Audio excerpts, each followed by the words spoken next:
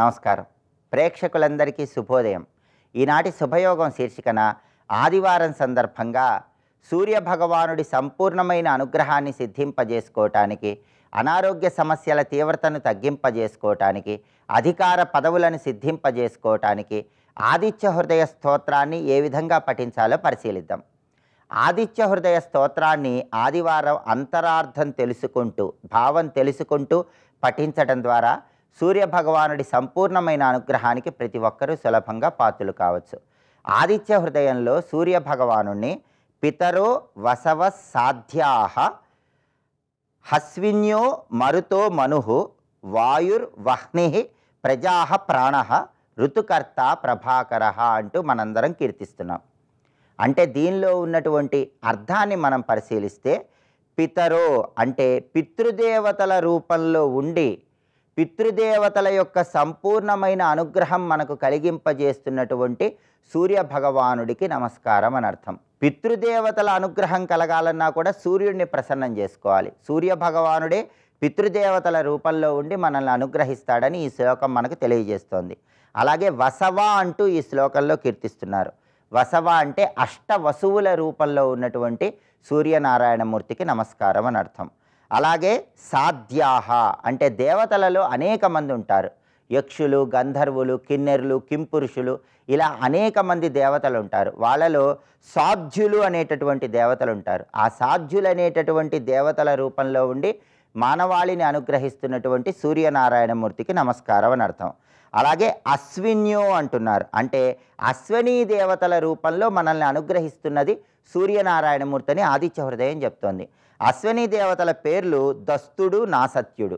దస్తుడు, నాసత్యుడు అనేటటువంటి అశ్వనీ దేవతల రూపంలో ఉండి వాళ్ళు అనుగ్రహించడం ద్వారా మనోభీష్టాలు నెరవేరుస్తున్నటువంటి సూర్యనారాయణమూర్తికి నమస్కారం అని అర్థం. అలాగే మరుతో అంటూ శ్లోకంలో చెప్తున్నారు. మనకి వాయుదేవతలు కొంతమంది ఉంటారు. వాళ్ళని మరుద్గణాలు అనే పేరుతో పిలుస్తారు. ఈ మరుద్గణాల రూపంలో ఉండి వాయుదేవుడి అంశాస్వరూపంగా ఉన్నటువంటి ఈ మరుద్గణాలు, మరుద్దేవతల రూపంలో మనల్ని అనుగ్రహిస్తున్నటువంటి సూర్యనారాయణమూర్తికి నమస్కారం అని అర్థం. అలాగే మనుహు అంటూ శ్లోకంలో కీర్తిస్తున్నారు. మనువులు అని ఉంటారు. ప్రస్తుతం వైవస్వత మన్వంతరే కలియుగే ప్రథమ పాదే జంబూద్వీపే భరతవర్షే భరతఖండే అని మనం సంకల్పంలో ప్రతిరోజు చెప్పుకుంటాం. అంటే ఇది వైవస్వత మన్వంతరం. ఒక్కొక్క కల్పంలో ఒక్కొక్క మనువు బ్రహ్మదేవుడి అంశగా పరిపాలన చేస్తూ ఉంటాడు. మనకు మొత్తం 14 మంది మనువులు ఉన్నారని పురాణాల్లో చెప్పారు. బ్రహ్మదేవుడి అవతార స్వరూపాలుగా భూలోకం నుంచి పాతాళం వరకు సృష్టి పర్యవేక్షణ చేసే వాళ్ళని మనువులు అనే పేరుతో పిలుస్తారు. ఈ 14 మంది మనువుల రూపంలో ఉండి మనల్ని అనుగ్రహిస్తున్నది సూర్యనారాయణమూర్తి అని ఆదిత్య హృదయంలో ఈ శ్లోకంలో మనకు చెప్తున్నారు. అలాగే వాయుర్వహ్నిః ప్రజాః ప్రాణః అంటున్నారు. వాయుర్ అంటే సూర్యుడు మండే వాయుగోళంగా ఉండి మనల్ని అనుగ్రహిస్తున్నాడని అర్థం. వహ్నిః అంటే సూర్యభగవానుడు సహజమైనటువంటి అణుశక్తిని ఉత్పాదన చేసి వాతావరణంలో అనారోగ్యాలు తొలగింపజేస్తూ మండే అగ్నిగోళంగా ఉంటూ అగ్నిశక్తిగా మనల్ని అనుగ్రహిస్తున్నాడని ఆదిత్య హృదయంలో ఉన్న ఈ శ్లోకం మనకు చెప్తుంది.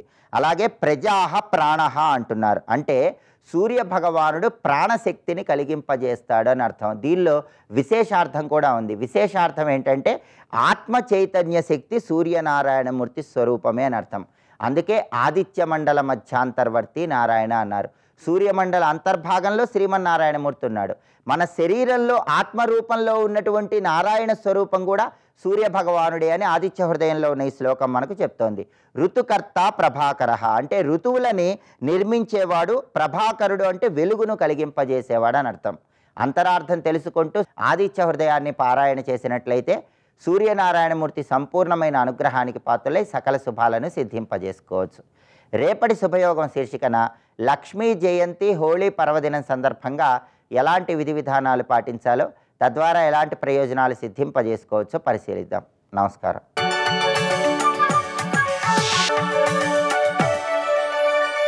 నందకిశోర నవనీత చోర నాద విహార శ్రీధర నందకిశోర నవనీత చోర నాద విహార శ్రీధర.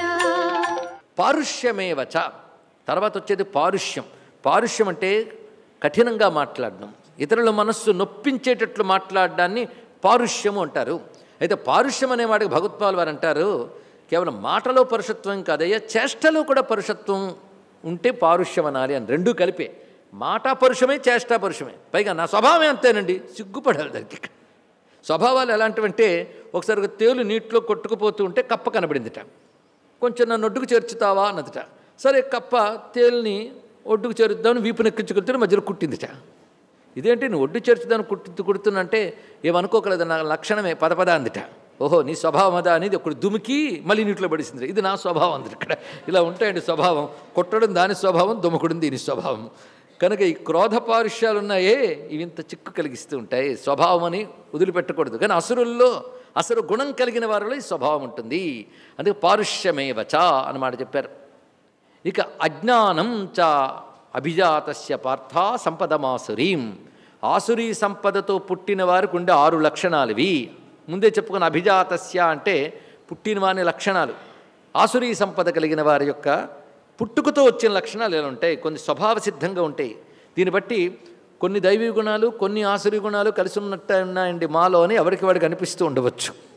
అయితే అదృష్టవశాత్తు కేవలం ఆసురీ లేదు, కేవలం దైవీ లేదు. దైవీ గుణాలు, ఆసురీ గుణాలు ఉన్నాయి కనుక ఘర్షణ మొదలవుతుంది. ఇది దేవాసుర సంగ్రామం. దేవాసుర సంగ్రామం మొదలైందా? మొదలవ్వాలి. ఈ అధ్యాయం విన్నాక మొదలైపోవాలండి. ఇంతవరకు సంగ్రామం జరగట్లే, ఇప్పుడు సంగ్రామం మొదలవ్వాలి. విజయం ఎవరికి కావాలి? దైవీ గుణాలకు కావాలి.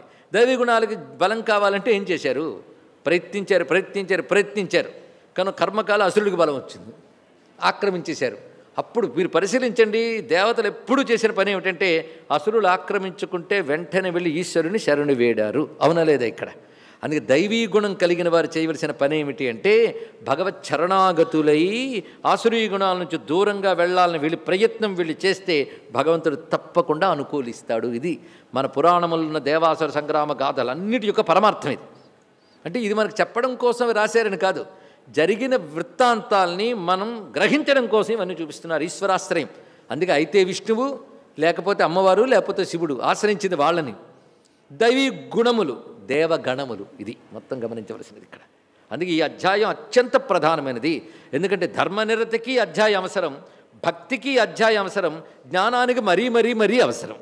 ఎందుకంటే దైవీ సంపద లేని వాడిని మీరు ఎదురుగా కూర్చోబెట్టి ధర్మం చెప్పినా ఎక్కదు, భక్తి చెప్పినా ఎక్కదు, జ్ఞానం చెప్తే అసలు ఎక్కదు. ఎందుకంటే సూక్ష్మ విషయం కదా అది. ఇక్కడ సూక్ష్మం అసలు ఎక్కదు, ఎందుకంటే ఇవి వదలట్లేదు కదా. అందుకే ఆసురీ సంపద గురించి ఇంత విశేషంగా చెప్తున్నాడు. అజ్ఞానం అనే మాటకి ఎన్ని రకాల అర్థాలైనా ఉన్నాయి. ఒక విషయం గురించి తెలియకపోతే ఆ విషయం గురించి అజ్ఞానం. ఒకటి మ్యాథమెటిక్స్ అజ్ఞానం, సంగీతంలో జ్ఞానం ఉండొచ్చు. అంటే ఆ విషయంలో వాడి మెదడుకి తమోగుణం ఆక్రమించేసింది. సంగీత విషయాలకు వచ్చేటప్పటికు సత్వగుణం వచ్చుకుంది అక్కడికి. అంటే వాడి యొక్క సంస్కారం బట్టి ఒకటి గ్రహిస్తున్నాడు, ఇంకోటి గ్రహించలేకపోతున్నాడు. అలాంటి అజ్ఞానం గురించి ఇక్కడ చెప్పట్లేదు. అంటే వాడు ఏ సబ్జెక్టు తెలియదు అని కాదు ఇక్కడ. ఇది ఆసురీ గుణాల్లో ఒకటి గనక ఈ అజ్ఞానం అంటే అవివేక జ్ఞానమిథ్యా ప్రత్యయ కర్తవ్యాది విషయ అని భగవత్పాల్ వారు చక్కగా చెప్పారు. ఇది కర్తవ్యం, ఇది అకర్తవ్యం, ఇది చెయ్యదగినది, ఇది చెయ్యకూడనిది అనే వివేకం లేని లక్షణాన్ని అజ్ఞానం అంటారు అన్నాడు ఇక్కడ. అందుకే ఎంత చెప్పిన నాయన చెయ్యకూడదురా అని చెప్పిన ఒక మొండితనం ఉంటుంది చూసారా. ఆ మొండితనం ఏదైతే ఉందో అది అభిమానం, దర్పం, దంభం. ఎందుకు? వాడికి తెలియట్లేదు. తెలియని అజ్ఞానానికి ఇవన్నీ తోడయ్యాయి ఇక్కడ. అందుకే ఏది చెయ్యకూడదో ఏది చెయ్యాలో ఆ వివేకం లేకపోవడాన్ని అజ్ఞానం అని అంటారు. కొందరు సహజంగా ఉండదు అది. ఆ ఉండని అజ్ఞానానికి ఇవన్నీ తోడైపోతాయి కనుక అవతల వాడు చెప్పినవి వినండి ఇక్కడ. అందుకే అజ్ఞానం చివరికి పెట్టాడంటే పునాది లాంటిది అది. మనం పైనుంచి కిందకి చూడాలి పునాదిని. ఆ అజ్ఞానం వల్ల ఇవన్నీ ఉంటే వీటి వల్ల అజ్ఞానం ప్రబలిపోతూ ఉంటుంది ఇక్కడ. కేవలం అజ్ఞానం ఉంటే పర్వాలేదు, వాడికి చెప్పచ్చు. కానీ అజ్ఞానానికి దంభ దర్ప అభిమాన క్రోధ పారుష్యాలు తోడయ్యే అనుకోండి, అది బలిసిపోతుంది ఇక్కడ. కనుక 6 చెప్పాడు ఇక్కడ. ఈ 6 సమస్త అసుర గుణములకు మూలం. అవి 26 చెప్పాడు, ఇది 6 చెప్పాడు. ఎందుకంటే ఎక్కువ చెప్తే భయపడిపోతామని. కానీ ఈ 6 మిగిలినటువంటి కారణమని గ్రహించగలగాలి ఇక్కడ. దంభో దర్పో అభిమానశ్చ క్రోధ పారుష్యమేవచ. ఇంతవరకు ఇవి దైవీ గుణములు, ఇవి ఆసురీ గుణములు. లేదా ఇది దైవీ సంపదతో పుట్టిన వారి లక్షణాలు ఇవి 26, ఆసురీ సంపత్తో కలిగిన వారిలో ప్రధానంగా కనబడేవి ఈ 6 అని చెప్తూ, అయితే ఇందులో ఈ గుణాలు ఉండాలి, ఈ గుణాలు ఉండకూడదని ఎందుకు చెప్తున్నావు కృష్ణ అని అడగచ్చు. అంటే ఒక్కదానికోసమే నాయన దైవీ సంపద్ విమోక్షాయ. ఈ వాక్యం గుర్తుపెట్టుకున్నా చాలు. దైవీ సంపద మోక్షమునకై, నిబంధాయ ఆసురీమత, మళ్ళీ జన్మల్లో బంధించడం కోసం ఆసురీ గుణము అన్నాడు ఇక్కడ. స్వస్తి.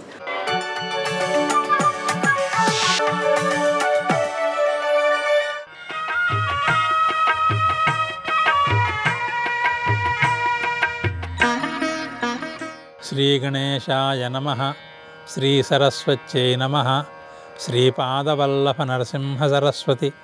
శ్రీగురుదత్తాత్రేయాయ నమః.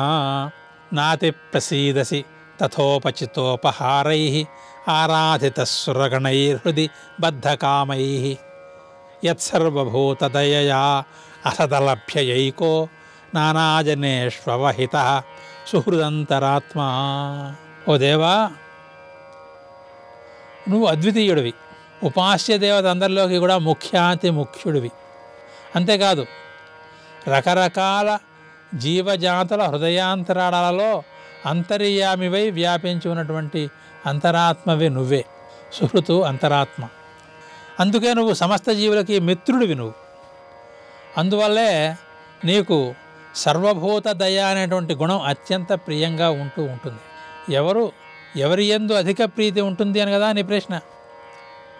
నీ ప్రీతి ఎవరి మీద ఉంటుంది అంటే, సర్వభూత దయ ఎవరికి ఎక్కువ ఉంటుందో వాళ్ళ మీద పరమాత్మ దయ ఎక్కువ ఉంటుంది. ఆ సర్వభూత దయ అనేది ఎవరికి అందుతుందయ్యా అంటే, సన్మార్గంలో జీవనం చేసే వాళ్ళకి మాత్రమే దగ్గుతుంది. కానీ ఆ గుణం నీకు ఎంత ఇష్టం అంటే, సాక్షాత్తుగా దేవతలైనా సరే, దేవలోకంలో ఉండేటువంటి సమస్త ఐశ్వర్యాలని తీసుకొచ్చి నీ ముందు పోసేసి నీకు పూజ చేసినా సరే, వారి హృదయంలో సర్వభూత దయ కంటే భిన్నంగా వేరే రకమైనటువంటి కోరిక ఏదన్నా కనుక ఉన్నట్టయితే ఆ పూజ నీకు అంతగా నచ్చదు. నాతి ప్రసీదసి, అసలే నచ్చదు అంటలా, అంతగా నచ్చదు. అందరికీ కూడా సర్వాత్మన సర్వభూత దయా స్థితి ఉండటం మొదట్లోనే సాధ్యం కాదు. ఆ స్థితిని తెచ్చుకోవాలి. ఈ లోపల చేసే ఆ పూజ అంతా వ్యర్థమేనా అంటే వ్యర్థం కాదు. నా అతి ప్రసీదసి, అంతగా నీకు నచ్చదు. అటువంటి వాళ్ళు ఆ సర్వభూత దయ లేకపోయినా మామూలు సద్భావనతో చేసినా సరే, జీవితం సన్మార్గంగా ఉంటే చాలు, వాళ్ళ మీద నువ్వు ప్రసన్నంగానే ఉంటావు. కానీ జీవితం సన్మార్గంగా ఉంటూ దాని ద్వారా సర్వభూత దయను ఎవరైతే సాధిస్తారో వాళ్ళకి పరమాత్మ యొక్క అనుగ్రహం పరిపూర్ణంగా లభిస్తుంది. ఈ విషయాన్నే అక్కడ నీ పాద కమల సేవయు నీ పాదార్చకులతోటి నెయ్యము నితాంతాపారభూత దయయును తాపసమందార నాకు దయసేయగదే. నితాంత అపారభూత దయ అది ఉదయించాలి దాని అంతటిదే. ఎలా ఉదయిస్తుందంటే దానికి చెప్తున్నాను, అసదలభ్యయా ఏక. దుర్మార్గులకి అటువంటి గుణం పటమన్నా పట్టదు. సన్మార్గంలో భగవదుక్తమైనటువంటి శాస్త్రాన్ని అనుసరించి ఎవరైతే జీవనం చేస్తూ ఉంటారో వాళ్ళు సన్మార్గులు. ఆ భగవత్ శాస్త్రానుసారంగా జీవనం చేస్తూ భక్తి మార్గంలో ఎవరైతే ఉంటారో వాళ్ళు సద్భక్తులు. అటువంటి సద్భక్తులకి మాత్రమే ఈ సర్వభూత దయ అనేటువంటి గుణం పడుతుంది. ఈ సర్వభూత దయ అనే గుణం మాత్రమే నీకు అత్యంత ప్రియమైనది. దేవతలైనా సరే ఈ సర్వభూత దయా గుణం కనుక మరిచిపోయినట్టయితే వాళ్ళ మీద నీకు ప్రీతి అంతగా ఉండదు. కనుక ఓ సద్భక్తులారా, మీరంతా సన్మార్గంలో జీవనం చేసి నేర్చుకోండి. ఆ సన్మార్గ జీవనం ద్వారా సర్వభూత దయను సాధించండి. ఆ సర్వభూత దయ ద్వారా పరమాత్మను ఉపాసించండి. ఈ రకంగా కనుక ఉపాసన చేసినట్టయితే పరమాత్మ యొక్క ప్రీతి మీ అందరికంటే ఎక్కువ మీ మీద ఉంటుంది అని బ్రహ్మదేవుడు స్వయంగా ఉపదేశిస్తున్నాడు. కనుక సర్వభూత దయాపూర్వకంగా ఈశ్వరారాధన చేసేటువంటి ఆ సద్గుణాన్ని అలవాటు చేసుకుందాం, దాంట్లో సిద్ధి పొందుదాం. జయ గురుదత్త.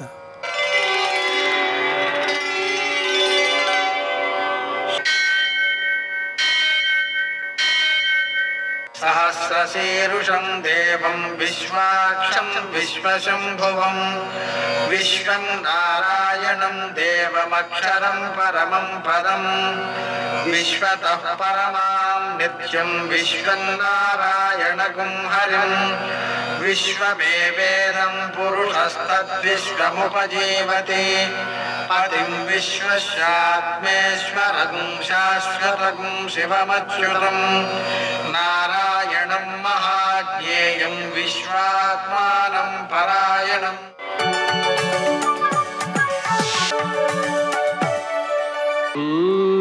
శౌర్యమథేందురింద్రపదవీ సన్మంగళం మంగళం.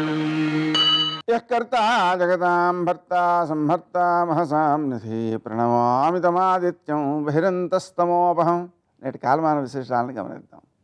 స్వస్తి శ్రీ చాంద్రమాన శోభకృనామ సంవత్సరం ఉత్తరాయణం శిశిర ఋతువు ఫాల్గుణ మాసం శుక్లపక్షం ఆదివారం. సూర్యోదయం 6:21 సూర్యాస్తమయం 6:24 తిథి చతుర్దశి ఉదయం 9:54 వరకు, నక్షత్రం పుబ్బ ఉదయం 7:33 వరకు, వర్జ్యం మధ్యాహ్నం 3:40 నుంచి 5:28 వరకు, దుర్ముహూర్తం సాయంకాలం 4:45 నుంచి 5:36 వరకు, అమృతకాలం రాత్రి 2:29 నుంచి 4:17 వరకు, రాహుకాలం ఆదివారం కాబట్టి సాయంకాలం 4:30 నుంచి 6 గంటల వరకు, అష్టకవర్గ రీత్యా శుభప్రదమైన సమయం ఉదయం 11 గంటలకి. నేటి విశేషం హోలికోత్సవానికి సంబంధించి ఈరోజు అర్ధరాత్రి నిషీధం అంటే అర్ధరాత్రి నిషీధ కాలంలో కామదహనం అనే కార్యక్రమాన్ని నిర్వర్తిస్తారు. ఇది ఎక్కువ స్థాయిలో మనకు ఉత్తరాదిన ప్రసిద్ధంగా నడుస్తోంది. ఇక్కడ కొంతమంది ఆచరిస్తూ ఉంటారు. ఈ కార్యక్రమం వల్ల ఏమవుతుందంటే మనం ప్రతి వ్యక్తికి కూడా ధర్మార్థ కామాలలో కామం ఒకటి ఉంది, కామక్రోధ లోభాలలో కామం ఒకటి ఉంది. ఈ రెండు పదాలు ఒకటే, అర్థం ఒకటే. కానీ తన స్వార్థం కోసం కోరే కోరిక శత్రువులలో అయితే, అంతఃశత్రువులలో భాగమైతే, ఇతరులకు మేలు చేయడం కోసం కోరే కోరిక అది పురుషార్థాలలో గొప్పదిగా తయారవుతుంది. అందుకనే చంద్రశేఖర సరస్వతి స్వామి వారు తన సుఖం కోసం మాత్రమే వాడుకునేటువంటి ధనము, కాలము, శ్రమ ఇవన్నీ కూడా తన ముఖానికి మసి రాసుకోవడం లాంటిది అంటారు. కారణం పుణ్యాన్ని మనం సద్వినియోగం చేయట్లేదని అర్థం. మరి అలా అయితే తినకుండా ఎలా ఉంటారండి అని అడుగుతారు కొంతమంది. అలా కాదు. భగవద్గీతలో ఏమని చెబుతాడంటే, తన కోసం మాత్రమే వండుకునే వంట ఏదైతే ఉందో అలా వండుకుని తిన్నట్లయితే అది పాపాన్నే తింటున్నారు వాళ్ళు అంటాడు. భుంజంతే తే త్వగం పాపాహ ఏ పచంతి ఆత్మకారణాత్. వాళ్ళు ఆ తినేది అన్నం కాదు పాపమే అంటాడు. అందుకని అతిథుల కోసం, భగవంతుని కోసం వండిన పదార్థాన్ని మిగిలిపోయింది కదా పడేయకూడదనే భావనతో ప్రసాదంగా దాన్ని స్వీకరించగలగాలి. అలా చేస్తే నిత్యకృత్యంలో పాపం ఏర్పడదన్నమాట. కాబట్టి ఇక్కడ కామదహనం అంటే అర్థం ఏంటంటే స్వప్రయోజనం కోసం మాత్రమే ఉపయోగించుకునే కామం అనేది ఏదైతే ఉందో అంతఃశత్రువు, దాన్ని దహనం చేయడం అనే దానికి అది సంకేతం అన్నమాట.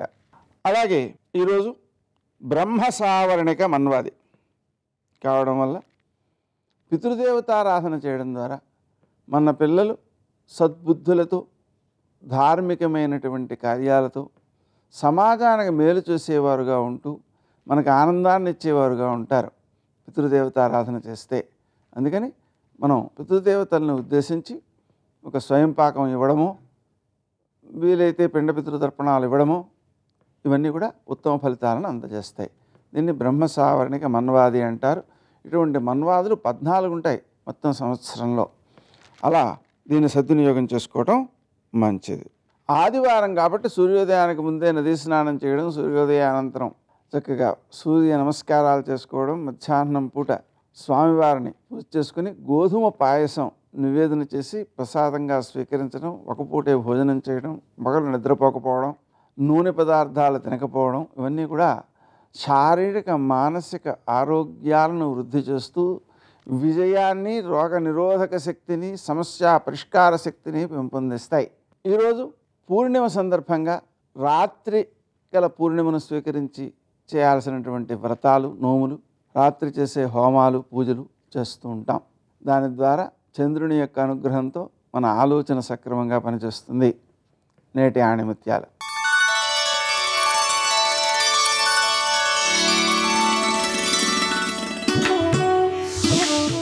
ఒకరికి మేలు చేసే పని ఏదైనా గొప్పదే. అలా చేయాలని ప్రయత్నించే ప్రతి మనిషి గొప్పవాడే.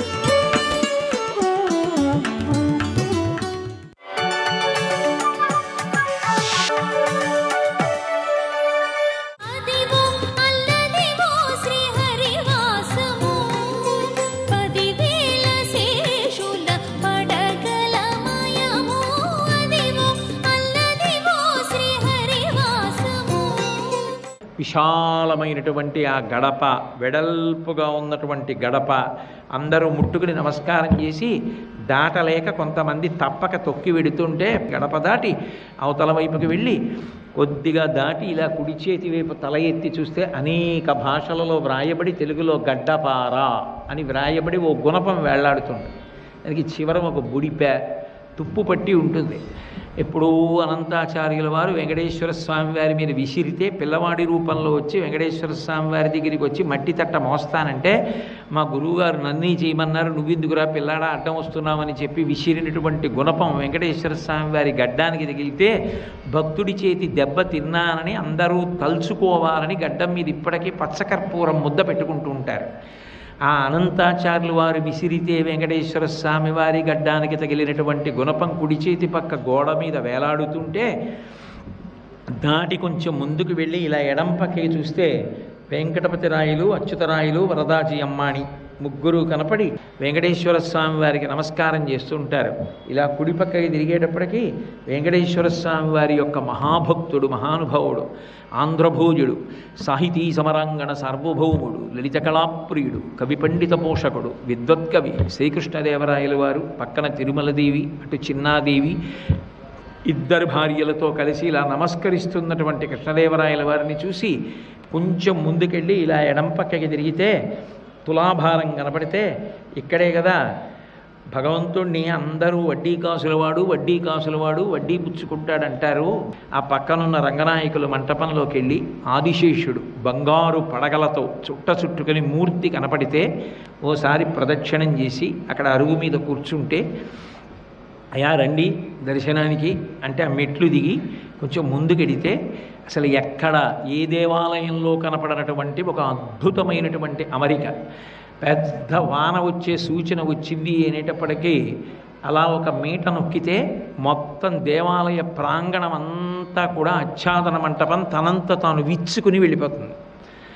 ఏమి వర్షం లేదు, వెలుతురుంటే బాగుంటుంది అనిపిస్తే మళ్ళీ మీట నొక్కితే మళ్ళీ వేసినటువంటిదంతా వెనక్కి తెరబురుచుకున్నట్లుగా మడుచుకుపోతుంది.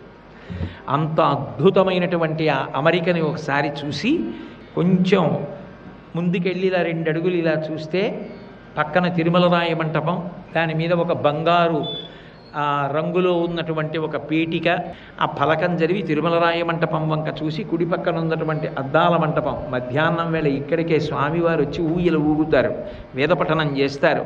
ఆ మెట్లు అవి చూసి సంతోషపడి భార్య పిల్లలతో కలిసి ఇలా వెనక్కి వెళ్ళి మంటపం వెనకనున్న ఇరుకు మార్గంలోంచి నడిచి కుడి పక్కకి తిరిగితే ఎడం పక్కన కళ్యాణ మంటపం, పెద్ద వేదిక, 2 సింహాసనాలు.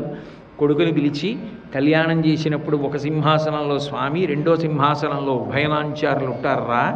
కళ్యాణం పూర్తయ్యాక ఇద్దరూ కూడా స్వామి పక్కకు వచ్చేస్తారు. ఇదిగో ఈ అరుగుల మీద సిబ్బంది కూర్చుని శేషవస్త్రాలు ఇస్తారు, అందరూ ఇలా కూర్చుంటారా అని చెప్పి కొంచెం ముందుకు వెళ్ళి కుడి పక్కకి తిరిగితే ఎడం పక్కన స్వామివారి యొక్క ధ్వజస్తంభం, కుడి చేతి పక్కన రాజా తోడరమల్, మాతా మోహనాంగి, పితాబి. అలా చూసేటప్పటికీ ధ్వజస్తంభం చూసి దానికి దర్భలు కట్టి ఉంటే దానికి పైన ఆ కన్నంలోంచి పైకి చూస్తే ఆకాశం కనపడితే కొంచెం ముందుకెళ్ళి ఆ పెద్ద గడప, ఆ గడప దాటి లోపలికి ఎడుతుంటే ఆ గోడకి ఎడం చేతి వైపు ఉన్నటువంటి పీఠికలో ఆ హాతీరాం బావాజీ పాచికలాడుతున్న దృశ్యం, కుడి చేతి వైపు గోడలో శ్రీరామ పట్టాభిషేకం కనపడితే అలా ముందుకెళ్ళి ఎదురుగుండా గాజుపేటికలో శ్రీరంగనాథుడు ఇలా పడుకుని శ్రీరంగంలో ఉండే స్వామి కనపడితే ఎడం పక్కన చిన్న గుడిలో వరదరాజస్వామి, ఆకుపచ్చటి పట్టుపంట, ఎర్రటి అంచు కనపడితే ఆయనకి నమస్కారం చేసి ఇక్కడ కంచి, ఇక్కడ శ్రీరంగం, లోపల తిరుమల వెంకటేశ్వరుడు. ఇది ఒక అద్భుత త్రికోణం. సర్వం శ్రీ ఉమామహేశ్వర పరబ్రహ్మార్పణమస్తు. స్వస్తి.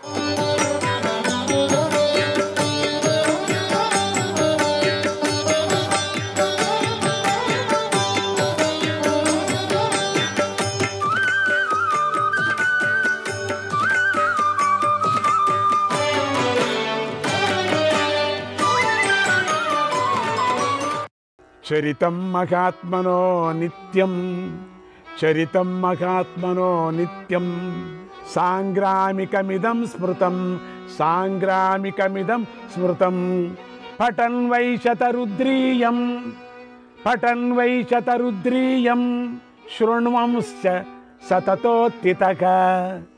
భక్తో విశ్వేశ్వరం దేవం, భక్తో విశ్వేశ్వరం దేవం, మానుషేషు చ యః సదా, మానుషేషు చ యః సదా, వరాన్ కామాన్ సలభతే, వరాన్ కామాన్ సలభతే. ప్రసన్నే త్ర్యంబకే నరః, ప్రసన్నే త్ర్యంబకే నరః. పరమేశ్వరుడు ఈ చరితం యుద్ధరంగంలో విజయాన్ని ప్రసాదిస్తుంది. ఎల్లప్పుడూ ప్రయత్నంతో వినేవాడికి, ఎల్లప్పుడూ శివుని భక్తిభావంతో సేవించేవాడికి శివుడు ప్రసన్నుడవుతాడు. అతడు శివుడి ద్వారా ఉత్తమమైన కోరికలను పొందుతాడు. ఓం పార్థ, వెళ్ళు, యుద్ధం చేయి. నీకు మంత్రిగాను రక్షకుడుగాను శ్రీకృష్ణుడు పక్కనే ఉన్నాడు కదా, నీకు పరాజయమే లేదు అని వ్యాసభగవానుడు అర్జునుడికి చెప్పి ఎలా వచ్చాడో అలాగే వెళ్ళాడు. మహాబలవంతుడు విప్రుడు అయినటువంటి ద్రోణాచార్యుడు 5 రోజులు యుద్ధం చేసి మరణించి బ్రహ్మలోకానికి వెళ్ళాడు. స్వధీతే యత్ఫలం వేదే తదస్మిన్నపి పర్వణి, తదస్మిన్నపి పర్వణి, క్షత్రియాణామభీరూణాం యుక్తమత్ర మహద్యశః, యుక్తమత్ర మహద్యశః. వేదాన్ని చక్కగా అధ్యయనం చేసిన వారికి కలిగే ఫలం ఈ పర్వాన్ని పఠించడం వల్ల కలుగుతుంది. భయం లేని క్షత్రియులకు గొప్ప కీర్తి ఇందులో కూడి ఉంది. యయిదం పఠతే పర్వ, యయిదం పఠతే పర్వ, శృణుయాద్వాపి నిత్యశః, శృణుయాద్వాపి నిత్యశః. సముచ్యతే మహాపాపైః, సముచ్యతే మహాపాపైః, కృతైర్ఘోరైశ్చ కర్మభిః, కృతైర్ఘోరైశ్చ కర్మభిః. ఈ ద్రోణ పర్వాన్ని ప్రతిదినం చదివినా విన్నా చేసిన మహాపాపాల నుండి, ఘోర కర్మల నుంచి ముక్తుడు కావటం జరుగుతుంది. యజ్ఞావాప్తిర్ బ్రాహ్మణస్యేక నిత్యే, యజ్ఞావాప్తిర్ బ్రాహ్మణస్యేక నిత్యే, ఘోరే యుద్ధే క్షత్రియాణాం యశశ్చ, ఘోరే యుద్ధే క్షత్రియాణాం యశశ్చ. శేషు వరుణౌ కామవిష్టం లభేత్, శేషు వరుణౌ కామమిష్టం లభేత్. పుత్రాన్ పౌత్రాన్ నిత్యమిష్టాం తథైవ, పుత్రాన్ పౌత్రాన్ నిత్యమిష్టాం తథైవ, నిత్యమిష్టాం తథైవ. ఈ పర్వాన్ని నిత్యము చదివినా విన్నా విప్రుడికి యజ్ఞం చేసిన ఫలం లభిస్తుంది. క్షత్రియులకు ఘోర యుద్ధంలో ఉత్తమ కీర్తి లభిస్తుంది. మిగిలిన 2 వర్ణాల వారికి పుత్ర పౌత్రులు కలుగుతారు. వారికి కోరిన కోరికలు నెరవేరుతాయి. శ్రీకృష్ణాయ పరమాత్మనే నమః. ఓం నమః శివాయ. ద్రోణపర్వ ఉపదేశం. ఓం నమః శివాయ. ఓం నమః శివాయ. ఓం నమః శివాయ. ఓం నమః శివాయ. శివాయ గురవే నమః. ఈ పర్వము గురువుకు సంబంధించిన పర్వము. ఇందులో గురువైన ద్రోణుడు కనిపిస్తాడు, జగద్గురువైన శ్రీకృష్ణుడు కనిపిస్తాడు, పరమగురువైన పరమేశ్వరుడు పరశివుడు కనిపిస్తాడు. ఈ ద్రోణ పర్వం మహాభారతంలో 7వ పర్వం, యుద్ధ షట్కం అని పిలువబడేటువంటి భీష్మ ద్రోణ కర్ణ శల్య సౌప్తిక శ్రీ పర్వాలలో ఇది 2వ పర్వం. అయితే ఈ పర్వమంతా శివమయం. ఇదంతా కైలాస పర్వతంలాగా కనిపిస్తుంది కనుక ఇది శివుడికి సంబంధించిన పర్వం అయి ఉంది. ఇందులో ప్రధాన వీరులందరూ శివుణ్ణి పూజించారు, శివుణ్ణి స్మరించారు, శివుడి నుండి వరాలను పొందారు. అందుకేనేమో శివుడికి సంబంధించిన ఈ పర్వంలో వ్యాస భగవానుడు ప్రతి వర్ణంలోనూ శివస్మరణ చేశాడు. రుద్రుడికి సంబంధించిన రౌద్రాన్ని ఇందులో కూడా దర్శింపజేశాడు మనకు. కనుక ఈ పర్వమంతా రౌద్ర రసంతో నిండిపోయింది. రౌద్ర రసం అంటే ఎలా ఉంటుంది అనేవారు ఈ ద్రోణ పర్వాన్ని చదివితే చాలు, వింటే చాలు రౌద్రరసం గురించి తెలుస్తుంది. రౌద్రరసం అనేది ఈ పర్వంలో తట్టుకోలేనంతగా, వినలేనంతగా, చదవలేనంతగా ఉంది. ప్రతి వీరుడు రుద్రుడిలాగానే తన రౌద్రాన్ని ప్రదర్శించాడు. ప్రతి వర్ణన కూడా రౌద్రంగానే ఉంది. మహారథులను వ్యాస మహర్షి రుద్రుడితోనే పోల్చాడు. ఎందుకు వ్యాస భగవానుడు ఇంతగా శివుణ్ణి స్మరించాడు అనే విషయాన్ని ఆయనే ఈ పర్వ చివరిలో చెప్పాడు కదా. మనం కూడా అలాగే ఈ ఉపదేశం చివరిలో ఆ రహస్యాన్ని తెలుసుకుందాం. ఈ పర్వంలో గురువైనటువంటి ద్రోణుడి యొక్క విజృంభణ ఎంత గొప్పగా ఉందో అంతే గొప్పగా జగద్గురువైన శ్రీకృష్ణుడి యొక్క విజృంభణ కూడా అంతే ఉంది. పరమ గురువైనటువంటి శివుడి అనుగ్రహం ఇరుపక్షాల్లోని ప్రధాన వీరులపై బాగా ప్రసరింపజేసింది. అన్ని వీరులు అట్లే కూడా అంతా విన్నారు కదా మీరు. ఆ వీరులు కూడా అట్లనే విజృంభించారు కదా.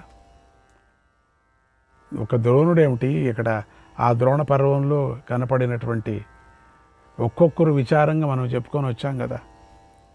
ఎంత అద్భుతం, మళ్ళీ వినాలనిపించింది. ద్రోణుడు భరద్వాజ మహర్షి పుత్రుడు, బ్రహ్మ విద్యను అందుకోవలసినవాడు, శుద్ధ సత్వమూర్తిగా కావలసినవాడు, పరశురాముడిలాగా బ్రహ్మర్షి కావలసినవాడు. అయితే ద్రోణుడు ఇష్టపడి అస్త్రవిద్యను నేర్చుకున్నాడు. ఆయన ధనానికి దాసోహమై పరులకు సేవ చేయకూడదు అని నిర్ణయించుకున్నాడు. కానీ ధనమే ఆయన జీవితాన్ని పలు రకాలుగా మలుపులు తిప్పింది. ధనానికి దాసుడైన మనిషి తేలికైపోతాడు. దాని మూలంగా తేజస్సు తగ్గిపోయింది. దాని కారణంగా పతనం కావటం కూడా జరుగుతుంది. ఇవన్నీ ద్రోణుడు తన జీవితంలో అనుభవించాడు. మనకు పాఠం చెప్పాడు. ఆయన అనుభవించింది కాదు, మనకు చెప్పింది. ధనలేమి కారణంగా పుత్రుడైన అశ్వత్థామ పిండిపాలు త్రాగటాన్ని చూసి దారిద్ర్యపు బతుకు మీద ఆయనకు రోత పుట్టింది. జీవితంలో ధనాన్ని మించింది లేదు అనిపించింది. ద్రోణుడి చిన్నప్పుడు కథ వెళ్ళండి మనం, అప్పుడు మీకు తెలుస్తుంది. ధనార్జనయే ఏకైక లక్ష్యమైంది. మొదటిగా పరశురాముడి వద్దకు వెళ్ళి ధనాన్ని యాచించాడు. ఆ సమయంలో పరశురాముడి వద్ద సంపద లేదు, కేవలం అస్త్ర సంపద మాత్రమే ఉంది. ఆయన దీన్నే తీసుకో అని అస్త్ర సంపదను ద్రోణుడికి ఇచ్చాడు. ద్రోణుడు దానిని పుచ్చుకొని మళ్ళీ ధనయాచనకు బయలుదేరాడు. ఈ అస్త్ర సంపద నాకెందుకు అని. ఆయనకు ధనం అనేది తక్షణం అవసరం. అప్పటికి ఆ పరిస్థితిలో ద్రోణుడికి తన చిన్ననాటి స్నేహితుడైనటువంటి ద్రుపదుడు గుర్తుకు వచ్చాడు. అది కథ, అక్కడ మలుపు తిరిగింది. ఇది కారణం, కిటుకు. ఆ ద్రుపదుడు చిన్నప్పుడే ద్రోణుడికి మాట ఇచ్చాడు. నిన్ను నేను చూసుకుంటా నాదంతా నీదే అంటూ పెద్ద మాటలు మాట్లాడాడు. చిన్నప్పుడే గట్టిగానే ప్రతిజ్ఞలు కూడా చేశాడు. అవి ద్రోణుడికి గుర్తుకొచ్చాయి. చిన్నప్పుడు చేసినటువంటి గుర్తులు వచ్చాయి. అందరూ చిన్నప్పుడు జ్ఞాపకాలంతా పెట్టుకుంటారా? కుచేలుడు కృష్ణుడు అనుకున్నారా? అట్లా కాదు కదా. అది స్నేహమే స్నేహం. అది అటువంటి స్నేహం మళ్ళీ కనపడలేదు మనకు భాగవతంలో కనపడినట్టుగా. ఇక్కడెక్కడ కనపడుతుంది మనకు? అప్పుడు అనిపించింది ద్రోణుడికి, నా చిన్నప్పుడు చాలా ప్రతిజ్ఞలు చేశాడు కదా, నా దరిద్రాన్ని దూరం చేసుకుందాం.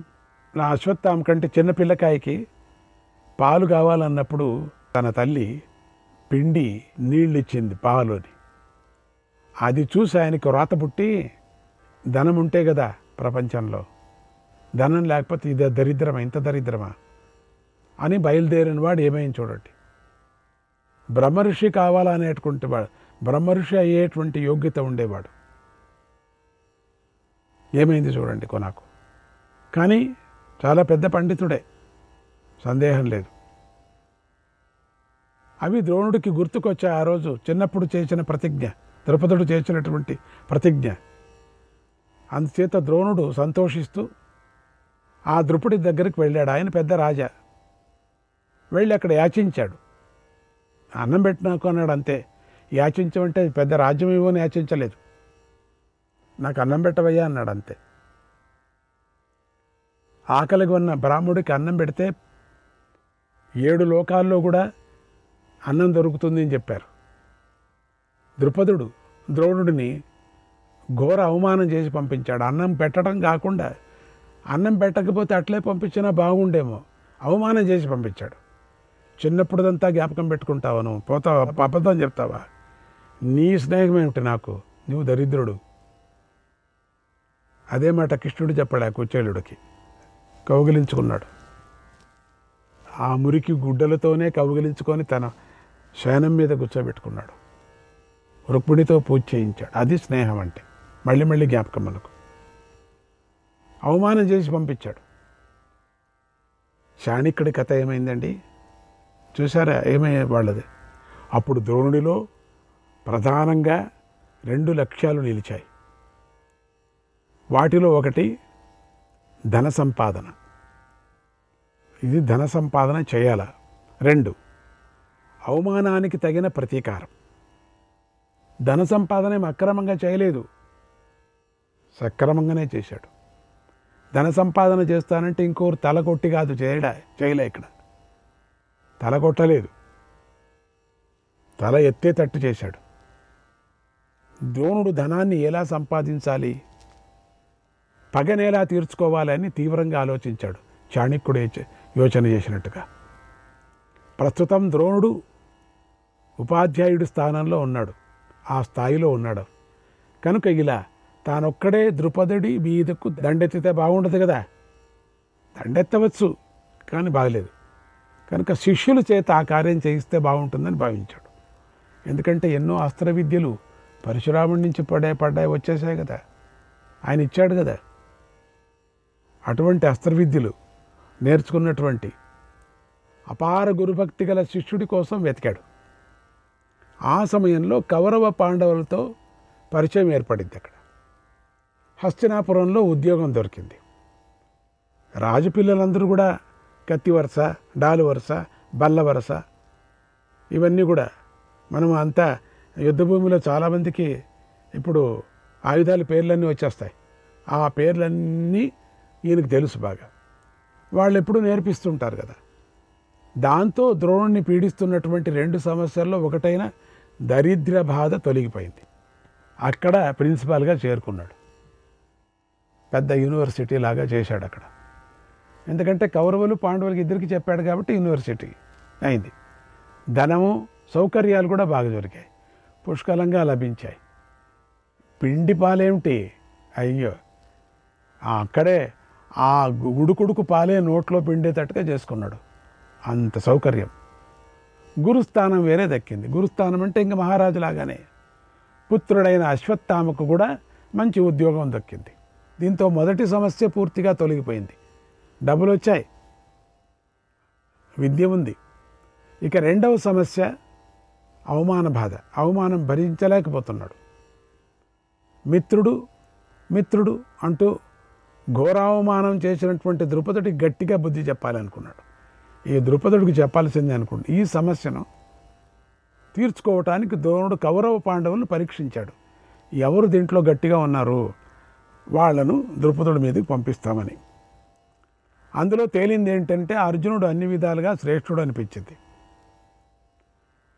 రెండవది అర్జునుడిని నమ్మాడు ద్రోణుడు కూడా. అర్జునుడు కూడా ద్రోణుడిపై అపారమైనటువంటి గురుభక్తిని చూపించాడు, అన్నీ నేర్చుకున్నాడు. వాళ్ళిద్దరి యొక్క బంధం, గురు శిష్య బంధం చాలా ఏర్పడింది, బాగా ఇద్దరూ కలిసిపోయారు. అందుకని వీళ్ళిద్దరూ బలపడటం ఇద్దరికీ కావాలా. గురువు విద్య తనకు కావాలా, ఆ శిష్యుడి బలం తనకు కావాలా, ఇద్దరిది అట్టకపోయాయి. అందుకని ఇద్దరికీ కారణాలు ఉన్నాయి. అప్పుడు ద్రోణుడు ఒకనాడు ఒక పక్షి బొమ్మ పెట్టి అందరినీ పరీక్షించాడు. అందరూ కూడా ఏదేదో చెప్పారు. ఏం కనపడుతుంది చూడండి అంటే, నీకు ఆ పక్షి కనపడుతుంది, తర్వాత మాను కనపడుతుంది, తర్వాత ఆకులు కనపడుతుంది, ఒక్కొక్కరు ఒక్కొక్కరు చెప్పారు. దుర్యోధనుడు చెప్పాడు, ఒక పక్షి అంటే గురువుగారు నాకు చెట్టంతా మీరు కనపడుతున్నారు, నాకు చెట్టంతా కనపడుతుంది అని అర్థమైపోయింది. అందరినీ ఒక్కొక్కరుగా పరీక్ష చెప్పి పెట్టి తీశాడు. అర్జునుడు తప్ప అందరూ ఆ పరీక్షలో అందరూ ఓడిపోయారు, ఆయన మాత్రం గెలిచాడు. చెప్పాడు అర్జునుడు ఒకడే, నాకు స్వామి ఆ పక్షి తల మాత్రం కనపడుతుంది, మిగతాది ఏదైనా కనపడటం లేదని. అప్పుడు అర్జునుడు ఒక్కడే గురువు మనస్సును తెలుసుకొని పక్షి తలను ఖండించాడు. పక్షి ఆ తల మాత్రం కనపడింది. అందుకని అందరికన్నా సర్వశ్రేష్ఠుడై అనిపించుకున్నాడు. అస్త్ర విద్యలోని రహస్యాలు అన్నిటిలో గురువు నుండి కూడా తెలుసుకున్నాడు, అన్నీ ఇచ్చేశాడు. ఆనాటి నుండి ద్రోణుడికి అర్జునుడిపై ప్రేమ కూడా పెరిగింది, రహస్యంగా విద్యలను కూడా అందించేశాడు. కనుకనే ద్రోణుడు వంటవాడితో అర్జునుడికి చీకటిలో అన్నం పెట్టకు అని ఆజ్ఞాపించాడు. చీకటిలో వంటవాడు ఆ మాటను పాటిస్తున్నాడు. ఒక రోజున అర్జునుడు అన్నం తింటున్నటువంటి సమయంలో హఠాత్తుగా దీపం మారిపోయింది. దాంతో అర్జునుడి చేయి చీకటిలో ఉన్నటువంటి అన్నాన్ని ముట్టుకొని నోటికి అందిస్తుంది. ఇది అభ్యాసం వల్లే జరిగింది చూడండి. కనుక చీకటిలో కూడా బాణాలను ప్రయోగించి లక్ష్యాన్ని ఛేదించవచ్చు కదా అనే ఆలోచన అర్జునుడికి కలిగింది. ఏ పదార్థం ఎక్కడైనా అన్నము ఎక్కడ ఏ పదార్థం ఉందని దాన్నే తీసుకొని అన్నంలో కలుపుకొని తినేవాడు అని ఇంకొక ఉపమాన్ని కూడా చెప్పచ్చు ఉదాహరణగా. అంటే ఆ లక్ష్యం కుదిరింది అని అర్థమవుతుంది అక్కడికి. రెండవది ఇంకోటి కూడా చెప్పాడు, ఇక్కడ ప్రస్తాపన చేయలేదు. వంటవాడికి మాత్రమే చెప్పాడు, అర్జునుడికి మాత్రం ఉప్పు పెట్టద్దు అన్నాడు, ఉప్పు వేయొద్దు అన్నాడు. చాలా రోజులు ఉప్పు తెలియదు, అట్లే తిన్నాడు అంతా. అంటే అభ్యాసం మీదనే ఉంది. ఒకరోజు అభ్యాసం అంతా పూర్తి అయిపోయిన తర్వాత వంటవాడి మీదే కోపం వచ్చింది అర్జునుడికి. ఏంటి ఉప్పు లేకోకుండా పెడుతున్నావు అన్నం అన్నాడు. పక్కలేనో ఉన్నాడు గురువుగారు, లేనైనా నీకు అంతా అభ్యాసం అయిపోయింది అని. ఉప్పు మీద ధ్యాస వచ్చేసింది. ఏ ధ్యాసను పెట్టుకోకుండా విద్యాభ్యాసం మీదనే ఉండేవాళ్ళకి ఇదొక పాఠం. వెంటనే అభ్యాసం చేసేశాడు, సవ్యసాచి అయ్యాడు. ఆ సవ్యసాచి అని పేరు పిలిపించుకున్నాడు. తన సూచనను అందుకొని అర్జునుడు నేర్పరి కావటం చూసి ద్రోణుడు చాలా సంతోషించాడు. అదే కావాల్సింది. అయితే అందరికన్నా విద్యలో ముందుగా ఉన్నటువంటి అర్జునుడిని చూసి అందరికీ మామూలు కౌరవులందరికీ కడుపులో మంట, ఈర్ష్య వచ్చేసింది, ఎక్కువైపోయింది. ఒకనాడు అందరూ కూడా పిలిచి ద్రోణుని ఇలా అడిగారు, గురుదేవ మేము కూడా మీ శిష్యులమే కదా, మీరు అతడినే ఎందుకు అభిమానిస్తున్నారు, అతడికే ఎందుకు రహస్యాలు చెప్తారు, మాకెందుకు చెప్పరు అని గోల పెట్టారట. దానికి ఒక రోజున ఉత్తమ గురువైనటువంటి ఆ ద్రోణాచార్యుడు శిష్యులందరికీ అర్జునుడి గొప్పతనం తెలిసేలాగా ప్రత్యక్షంగా మంచి సమాధానం కూడా చెప్పాడు. ద్రోణుడు సరస్సులో దిగి స్నానం చేస్తున్నాడు. అప్పుడు టక్కున ఒక మొసలి వచ్చి ద్రోణుడి పిక్క పట్టేసుకుంది. శ్రీకృష్ణాయ పరమాత్మనే నమః.